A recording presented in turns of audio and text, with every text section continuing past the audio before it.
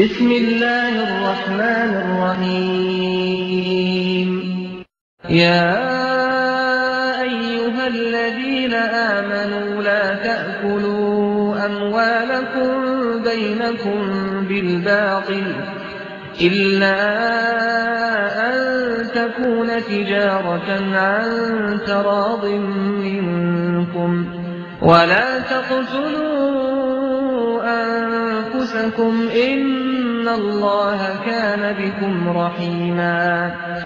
اللہ رحمت فرمائے امام عبدالعزیز آل سعود رحمت اللہ علیہ پر، جس نے یہاں پر بنے ہوئے درباروں اور درگاہوں کو توڑا، بقی قبرستان میں بنی ہوئی صحابہ کی قبروں پہ بنے ہوئے قبوں کو گرایا، کہ انہوں نے صرف یہ نہیں کہ بیت اللہ کے مقابلے پہ سیون شریف میں اپنا دربار درگاہ بنا کے حج کرتے ہیں، انہوں نے اللہ کے مقابلے پر علی کو بھی اللہ کا مقام دیا ہے۔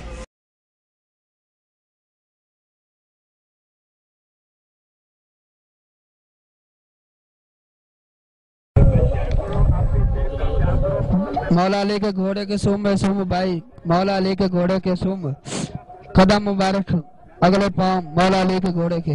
جیسے بیت اللہ کا طواف، ویسے اس کی درگاہ کا طواف، جیسے یہاں مقام ابراہیم ہے تو وہاں پہ علی کے گھوڑوں کا مقام موجود ہے اور اس کے قدموں کا نشان موجود ہے۔ علی کے گھوڑے کے پاؤں بابا، مولا علی کے سوم میں سوم مولا علی کے گھوڑے کے پاؤں ہیں بابا۔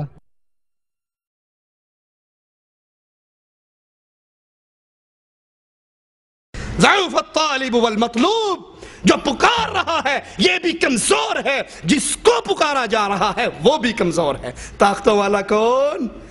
ایک اللہ عز و جل ہے۔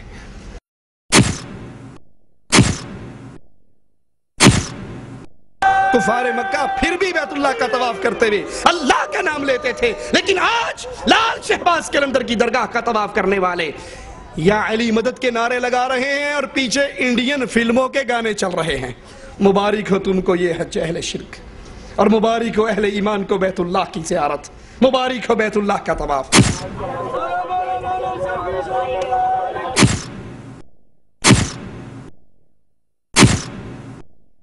تم کہتے ہو کہ ہاں یہاں پر بھی لال شہباز قلندر کے دربار پر بھی 7 کنکریاں مارنے کا حکم ہوا۔ اللہ کا واسطہ دے کر پوچھتا ہوں، یہ حکم قرآن میں ہوا یا حدیث میں ہوا؟ جی یہ تو سننے میں آیا جی، ابھی تک یہ تو اللہ ہی بہتر جانتا ہے جی، جس طرح ادھر کینکریاں مارتے ہیں ساتھ ہی۔ لعن اللہ من ذبح لغیر اللہ، جو اللہ کے علاوہ کسی اور کے لیے ذبح کرتا ہے اس پہ اللہ کی لعنت برستی ہے۔ لوگ یہ پتلے پار کو کاٹا تھا انہوں نے، اس کی وجہ سے اس قبر پتھروں سے مارا گیا انہوں کو، اس لیے انہوں کو پتھر مارتے ہیں، رسم ہے یہاں کی۔ ایک قصائی لوگ ہیں، انہوں پہ رسم ہے یہاں پہ، پتھر مارو گے نا تو اس کی دعا قبول۔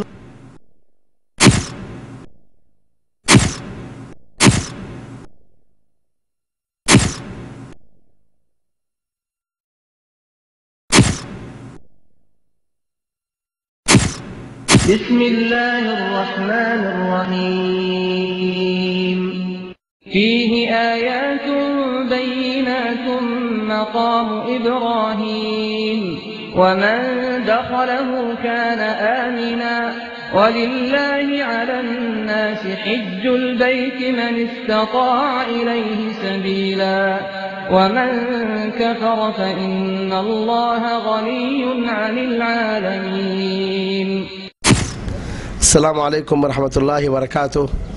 الحمدللہ رب العالمین والصلاة والسلام علی رسولہ الامین وعلی آلہ واصحابہ ومن تبعہم بإحسان الی یوم الدین۔ برادران اسلام، یہ ہمارے 2 روزہ اجلاس کا دوسرا دن ہے۔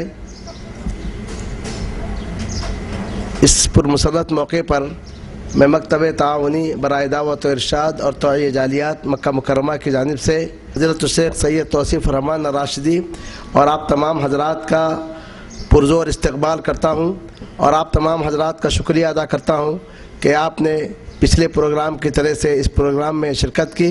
اللہ عز و جل آپ کی شرکت کو قبول فرمائے۔ السلام علیکم ورحمۃ اللہ وبرکاتہ۔ محترم سامعین، میں آج بتاریخ 2 ربیع الاول بروز جمعہ اس 2 روزہ عظیم الشان کانفرنس کے دوسرے دن کی پہلی نشست میں آپ تمام مرد و خواتین کا مکتب توحید الجالیات رسیفہ میں استقبال کرتے ہوئے خیر مقدم کرتا ہوں اور اللہ تعالیٰ سے دعا کرتا ہوں کہ اللہ تعالیٰ ہمارے اس جمع ہونے کو قبول فرمائے اور ہمارے اس عمل کو ہمارے موازن حسنات میں اضافے کا موجب بنائے۔ محترم حضرات، آج کے مقرر ہیں فضیلت الشیخ آصف الرحمن راشدی حفظہ اللہ۔ آپ کا تعلق پاکستان سے ہے اور مکتب جالیات صلح میں آپ اپنی خدمات انجام دے رہے ہیں اور آپ شرک و بدعت کی تردید میں ماشاءاللہ آپ کی کافی خدمات ہیں اور آپ کی مشہور کتاب جو باطل کے ایوانوں میں زلزلے مچائی ہوئی ہے اس کا نام ہے کیا علماء دیوبند اہل سنت و جماعت ہیں، جس کے آپ ہی مصنف ہیں الحمدللہ۔ اور آپ کی اسی خصوصیت کی وجہ سے مملکہ کے اندر تمام جالیات میں آپ کے دروس ہوتے ہیں اور آپ کے تقاریر مختلف عنوانات پر ہوتے ہیں۔ تو اسی سلسلے میں ہماری دعوت پر شیخ فضیلت الشیخ نے ہماری دعوت کو قبول کرتے ہوئے مکہ المکرمہ میں سفر کی صحبتیں برداشت کر کے تشریف لائے ہیں۔ اللہ سے دعا ہے کہ اللہ فضیلت الشیخ کو جزائے خیر دے۔ تو یہاں پر شیخ کا عنوان ہے دربار سازی کی شرعی حیثیت۔ تو میں بغیر کسی تاخیر کے فضیلت الشیخ سید توصیف الرحمن راشدی حفظہ اللہ کو دعوت دیتا ہوں کہ وہ اسٹیج پر تشریف لائیں اور اپنے خیالات کا اظہار کریں۔ جزاکم اللہ خیر الجزا۔ ان الحمد للہ نحمده ونستعینه ونستغفره ونعوذ باللہ من شرور انفسنا ومن سیئات اعمالنا من يهده الله فلا مضل له ومن يضلل فلا هادي له اشهد ان لا اله الا الله وحده لا شريك له واشهد ان محمدا عبده ورسوله اما بعد اعوذ باللہ من الشیطان الرجیم بسم اللہ الرحمن الرحیم وان المساجد للہ فلا تدعوا مع اللہ احدا۔ سرزمین مکہ جہاں آج اللہ کی رحمت سے میں اور آپ اکٹھے ہیں، اس اللہ سے دعا ہے جس نے ہمیں اس پاک جگہ پہ اکٹھا فرمایا ہے، وہ اللہ ہمیں جنت الفردوس میں اکٹھا فرمائے۔ رسول اللہ صلی اللہ علیہ وسلم کی بعثت سے پہلے اس مکہ کے باسی ایک اللہ عز و جل کو الہ مانتے تھے، لیکن اس کی عبادت میں غیروں کو بھی شریک کرتے تھے۔ اسی دھرتی کے اوپر ایک اللہ کی پیدا کردہ مخلوق اس کے ساتھ کہیں بزرگوں کی مورتیاں بنا کر، کہیں نبیوں کی مورتیاں بنا کر ان کے نام پہ عبادت کے وہ تمام اعمال جو خالص اللہ کا حق تھا کیا کرتے تھے۔